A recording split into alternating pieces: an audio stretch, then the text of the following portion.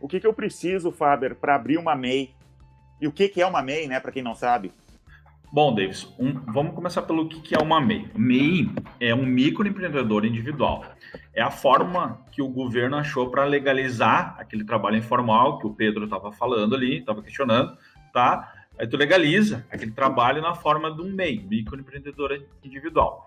Nem todas as atividades que tu consegue, que tu exerce, ele está vinculado ao MEI. Tem algumas atividades que tu não pode ser MEI. Tá? O MEI ele tanto pode ser na prestação de serviço, no comércio e no transporte. Tá? Bom, primeiro passo para te legalizar um MEI. Tá? A forma como tu monta o teu CNPJ, como tu monta o teu MEI, ele é muito simples. Ele é feito lá no portal do empreendedor. Tá? E tu consegue meia hora,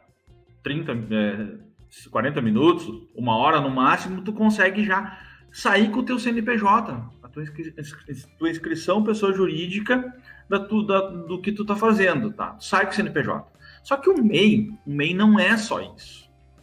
Isso é a parte fácil. É quando tu chega lá no Sebrae e eles te informam, ó, o MEI é isso. O MEI, ele tem um segundo processo que é a questão da tua inscrição municipal. Tu tem que entrar para dentro da prefeitura, tá? E gerar a tua inscrição municipal e o teu alvará.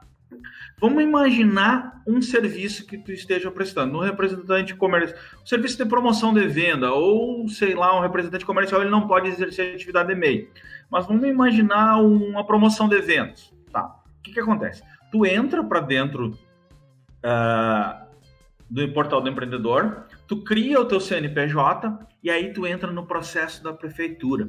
Esse processo da prefeitura, ele entra na vala comum, na mesma vala comum de tu abrir uma outra empresa, de uma empresa normal, tá? Uma limitada, um empreendedor individual, ele entra naquele mesmo processo.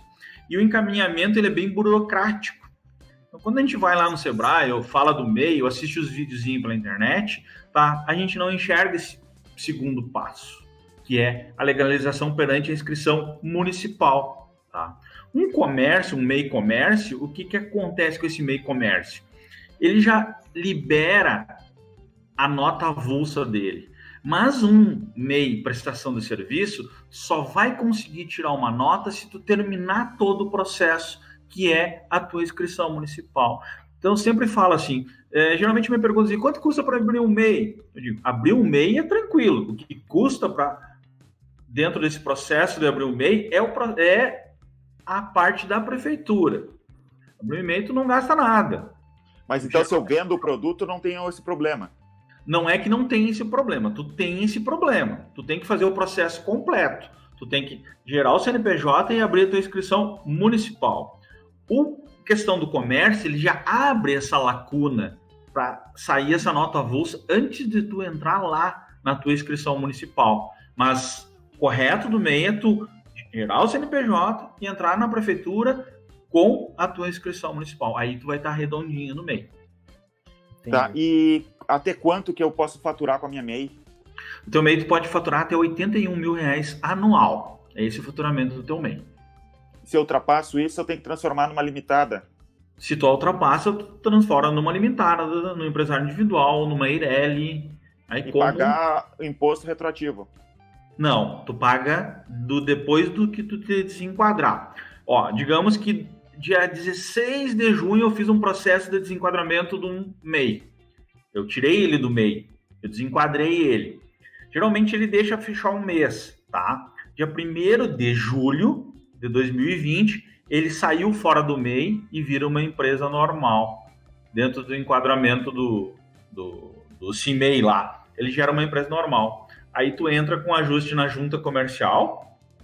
Se tu já tem o alvará de localização, o alvará é o registro na prefeitura, tu entra com alteração na prefeitura. Se for um comércio, tu entra com alteração lá na Receita Estadual. Faz todo o processo de transformação do teu MEI. Tu pode desenquadrar o MEI por faturamento, tu pode desenquadrar o MEI, vou citar duas aqui, tu pode desenquadrar por faturamento, tu pode desenquadrar por, se tu tiver que colocar mais um funcionário, Vamos citar mais quantos funcionários eu só posso ter um, né? Parece. O MEI só pode ter um funcionário, só pode registrar um funcionário. Então, digamos que aconteça essas duas situações aqui. O faturamento excedeu e eu preciso colocar mais um funcionário. Eu posso desenquadrar o MEI e ele entra na vala normal de uma empresa. Se ele só tem um dono, ele vira um empresário individual e ele se transforma em outra empresa, mas não sozinho. Tu tem que fazer o ajuste na junta comercial, tu tem que fazer a tua alteração na junta comercial e nos órgãos... Agora eu vou precisar de um contador. Isso. Na verdade, o MEI, todo mundo fala que ele não precisa de contador, mas na verdade o MEI precisa, tá? E foi por isso que eu fiz essa pergunta. Minha esposa é contadora, ela sempre diz assim, ó, falo que não precisa de contador, mas precisa, mesmo o MEI, né? O MEI precisa de contador. Lá no comecinho da nossa conversa, lá, o que a gente falou? A gente falamos a respeito até de uma pergunta tua. Tá? O que acontece? Como é que eu vou comprovar a renda de uma pessoa física para mim comprar uma casa? Ele está vinculado ao CNPJ. Existe uma regra, tá? Uma regra que é o seguinte, tá? Quem é que precisa declarar imposto de renda?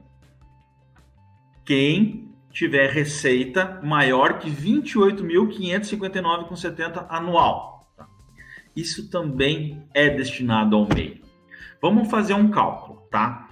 Eu vendo R$81 mil, R$81 mil anual. O MEI, ele tem a isenção da presunção de um determinado percentual por atividade. Vamos pegar o serviço que representa 32%, tá? Então, para cada R$81 mil que eu vendo, eu tenho a isenção dessa presunção de 32%. O que acontece? 25 desses 81 mil, 25.920 desses 81 mil, eu lanço como receita não tributada de pessoa jurídica, lá na minha declaração do imposto de renda. Tá? Tirando esse 32%, me resta 55.080. Quem é que precisa declarar imposto de renda? Quem recebe acima de 28.559,70. Quanto que ficou o nosso exemplo aqui? O cara recebeu 55.080. Então ele vai ter que pagar imposto. Ele vai ter que pagar imposto. E de pessoa física que é mais caro. Pessoa física, tá? Então, o que comprova, o que justifica ele não registrar esse 55.080 como receita tributada à pessoa jurídica? Aí que entra o contador. O MEI ele tem que ter um controle de todas as tuas despesas. Aquelas notinhas que a gente vai ao posto de combustível, abastecer o carro para ir trabalhar. Tudo que tu tem de despesa dentro do teu MEI, tu tem que ter um registro. Tirei meus 32% dos 81 mil, ficou 55.080. Desses 55.080, eu tive 30 mil de despesas comprovadas. O restante é a minha receita tributada à pessoa jurídica. É mais barato pagar o contador do que sonegar. Porque se tu sonegar, é mais barato pagar o contador. Vai ter um problemão, né? É mais barato pagar o contador para fazer esse registro das tuas despesas do que não informar. Aí tu chega lá para uma pessoa fazer o teu imposto de renda, ele vai ajustar. Não, mas eu não quero pagar nada de imposto de renda de pessoa jurídica, pessoa física. Aí o que acontece? Ele registra essa presunção, esses 32% lá como receita não tributada e lança os 28.559,70 como receita tributada. Não pagou imposto de renda. O que comprova que o restante do teu faturamento foi despesa? Tu não tem registro contábil, tu não tem nota, tu não tem uma contabilidade para te fazer isso. Deixa eu te fazer uma pergunta. Qualquer tipo de gasto ele pode ser aplicado para descontar como custos do MEI? Por exemplo, um almoço, se eu pedir no CNPJ da empresa e eu preciso pedir CNPJ na nota, sempre que eu faço isso? Sim, tu tem que registrar a tua nota com o teu CNPJ. Sim, o almoço ele é uma despesa. Ele entra também. Ele entra também. Ainda mais se é uma questão de serviço, né? E mesmo que não seja, que seja um comércio, bom, tu saiu para te fazer compras e tu teve despesas com alimentação, tu tem como registrar a tua despesa. Com certeza. Uma nota de almoço ele é uma despesa.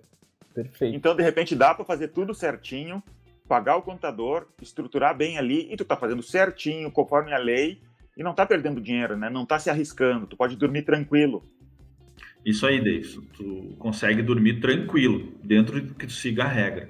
Tá numa vala de 100 mês que tu abre, não sei se 20 segue realmente a regra. Não sei se a gente tem 20% que sigam a regra tudo direitinho. Aí tem a questão.